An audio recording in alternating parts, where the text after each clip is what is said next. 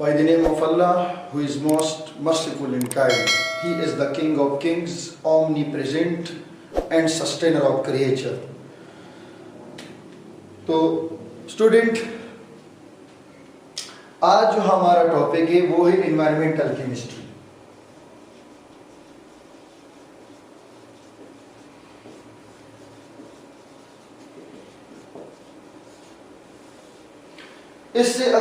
इससे पहले लेक्चर्स में मैंने तकरीबन केमिस्ट्री का इंट्रोडक्शन किया, फिर चार ब्रांचेस हमने की। ऑर्गेनिक केमिस्ट्री, इनऑर्गेनिक केमिस्ट्री क्या होता है, physical chemistry, in the same way biochemistry. आज हम एक्सप्लेन करने जा रहे हैं एनवायरमेंटल केमिस्ट्री को। एनवायरमेंटल केमिस्ट्री, तो एनवायरमेंटल केमिस्ट्री का वो शाख, that branch of chemistry, that branch of chemistry in which study those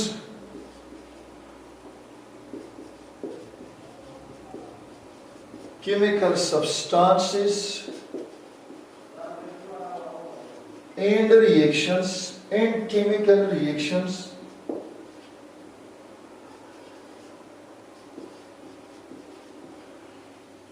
which affect environment.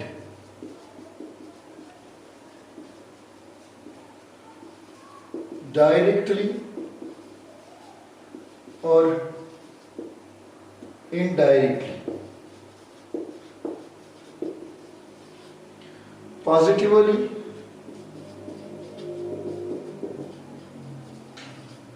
और नेगेटिवली।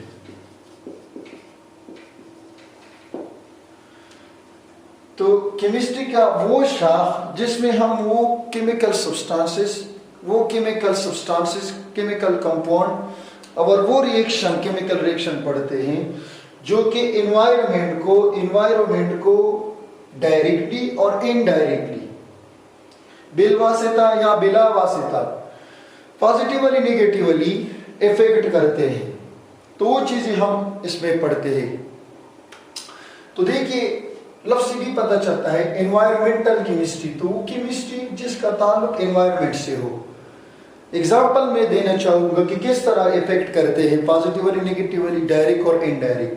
फॉर एग्जांपल, हमारे साथ है एक केमिकल कंपाउंड कार्बन डाइऑक्साइड, जो कि केमिस्ट्री का एक केमिकल कंपाउंड है, इनऑर्गेनिक कंपाउंड है, ऑक्साइड ऑफ कार्बन है।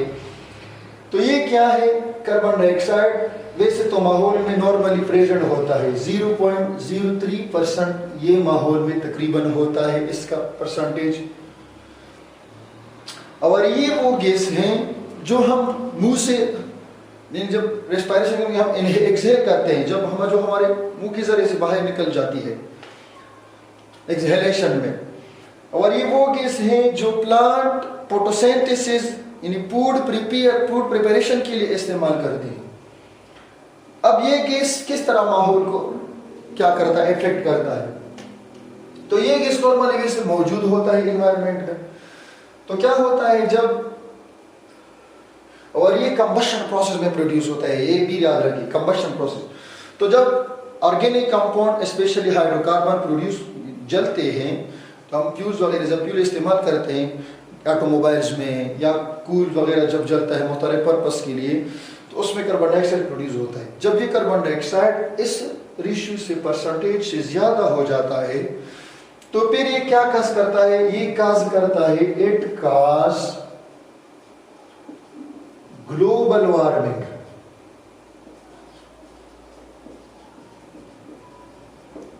ग्लोबल मीन दुनिया वार्मिंग, गर्म करना। ये दुनिया को गर्म कर देना शुरू कर देता है, दुनिया को गर्म कर देना, या it cause green house effect, it cause green house effect. तो क्या होता है कि सूरज एक सोर्स ऑफ लाइट है, सोर्स ऑफ इलेक्ट्रोमैग्नेटिक रेडिएशन है, डिफरेंट इलेक्ट्रोमैग्नेटिक रेडिएशन सन से आती है और ज़मीन पे लग जाती है, उसमें एक्सरे वगैरह, गामा रेज वगैरह, अल्ट्रावायलेट वगैरह, वो तो इधर तक नहीं आ सकती। विजिबल रेज या इसके अलावा इंफ्रारेड वगैरह, IR, माइक्रोवेव वगैरह ये आ जाती है। तो ये जब विजिबल रेज जमीन पे लग जाती है, अर्थ पे, तो क्या होता है कि जमीन पे लग जाती है तो जमीन इससे एनर्जी जज़ब कर देता है। इसका फ्रीक्वेंसी तकरीबन ज्यादा होता है, वेवलेंथ कम होता है और एनर्जी भी ज्यादा होती है। तो जब ये इस एनर्जी जज़ब कर देती है तो ये फिर जमीन से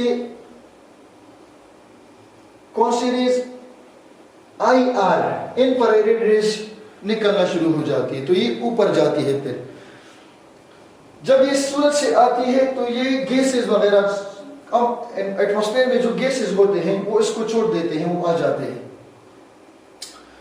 लेकिन IR दोबारा नहीं चल सकती अगर कार्बन डाइऑक्साइड ज्यादा हो। ये कार्बन डाइऑक्साइड एक ऐसा गैस है जिससे विजिबल रेज तो निकल सकती है। इसका स्ट्रक्चर इस तरह है, बॉन्ड, इसके बॉन्ड लेंथ वगैरह, ये बॉन्डिंग इस तरह इसका है कि विजिबल रेज इससे तो निकल सकती है लेकिन IR नहीं निकल सकती है। तो अगर ये इस रेशो से, इस परसेंटेज से ज्यादा हो तो फिर ये इस इंफ्रारेड रेज को नहीं छोड़ते। तो इस वजह से क्या हो जाता है, जमीन का या दुनिया का गर्म हो जाना शुरू हो जाता है, जिसको हम कहते हैं ग्रीन हाउस इफेक्ट। जिस तरह की बाग वगैरह में वो क्या हो जाता है, प्लास्टिक वगैरह लगाते हैं छोटे वो पौधों के लिए, टेम्परेचर को मेंटेन करने के लिए, उसमें सूरज की रेज लग जाती है, नीचे वो ग्रीन होता है, वो एब्जॉर्ब करते हैं, वो प्लास्टिक से वगैरह दोबारा नहीं है, वो उसको हम कहते हैं ग्रीन हाउस, उस जो एनवायरमेंट बनाते हैं। उसको क्यों ग्रीन हाउस कहते हैं, एक तो वो ग्रीन होता है और ये फिर दोबारा रेज नहीं छोड़ते। इन द सेम वे जब जमीन इस तरह एक्ट करने लगी या कार्बन डाइऑक्साइड इस तरह एक्ट करने लगी कि ये वो इसको ना छोड़े, तो हम इसको कहते हैं कि ये ग्रीन हाउस गैस है और ये जो इफेक्ट कास्ट कर रहा है वो है ग्रीन हाउस इफेक्ट। यानी ये सूरज की जो IR रेज है वो इसको दोबारा छोड़ने की कोशिश नहीं करते, ये दोबारा इससे नहीं निकल सकती। तो इस वजह से जमीन का जो एवरेज टेम्परेचर है वो साल हर साल तो ये क्या हो जाता है, इंक्रीज हो जाता है। तो ये कार्बन डाइऑक्साइड एक केमिस्ट्री का एक कंपाउंड है, तो ये माहौल के साथ इसका ताल्लुक है, इसलिए हम इसको पढ़ते हैं एनवायरमेंटल केमिस्ट्री में, ग्रीन हाउस में। इन द सेम में हमारे साथ है एसिड रेन, तेजाबी बारिश।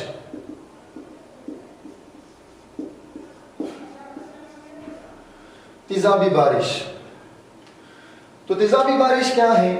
तेजाबी बारिश वो रेन वो जिसका pH लेस देन 5.7 हो, उस बारिश को हम कहेंगे तेजाबी बारिश या एसिड रेन। उसको हम कैटेगराइज करेंगे एसिड रेन में।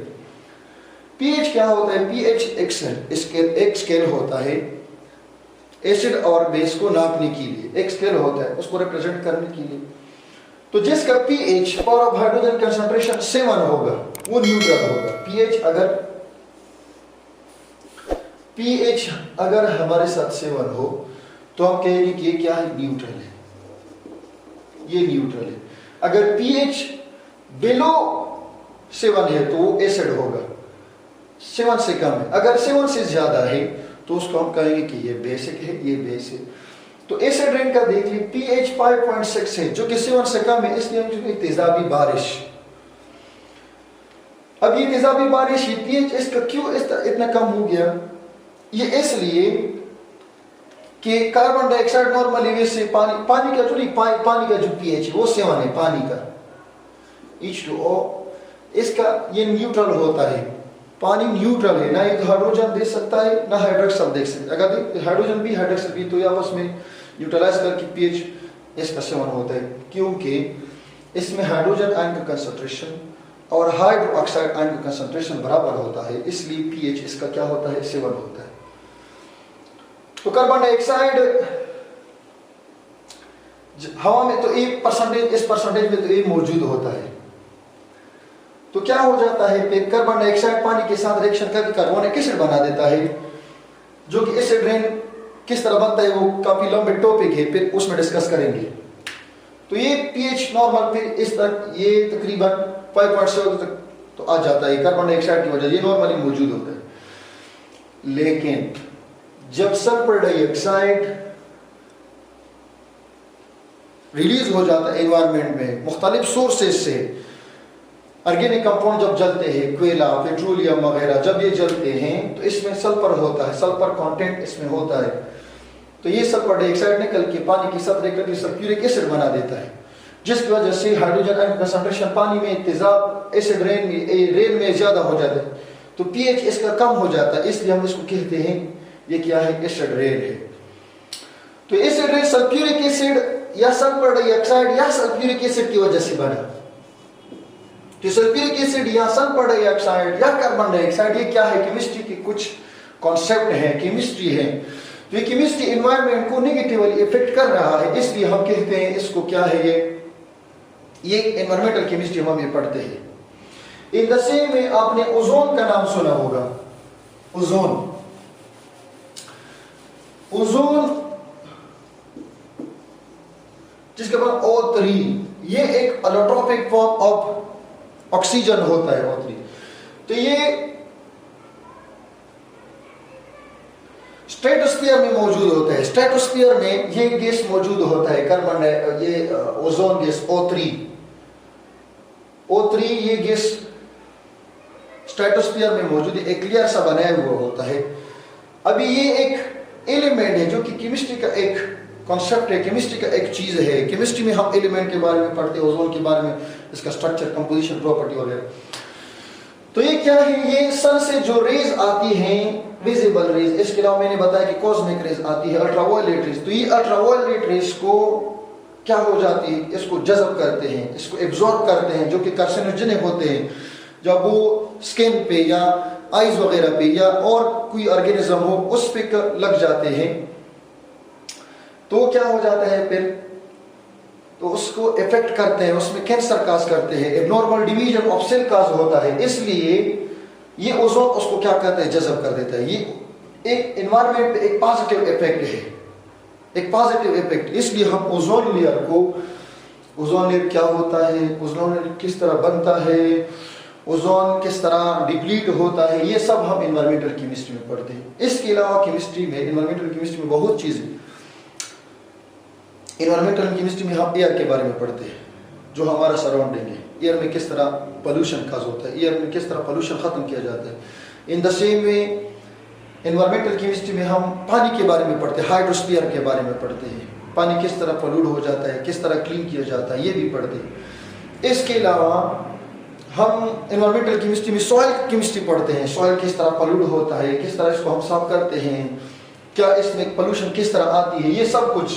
तो एनवायरमेंटल केमिस्ट्री में हम वो चीज़ें पढ़ते हैं केमिस्ट्री के जो कि डायरेक्ट या इनडायरेक्ट एनवायरनमेंट को इफेक्ट करते हैं, पॉजिटिवली इफेक्ट करते हैं या नेगेटिवली इफेक्ट करते हैं।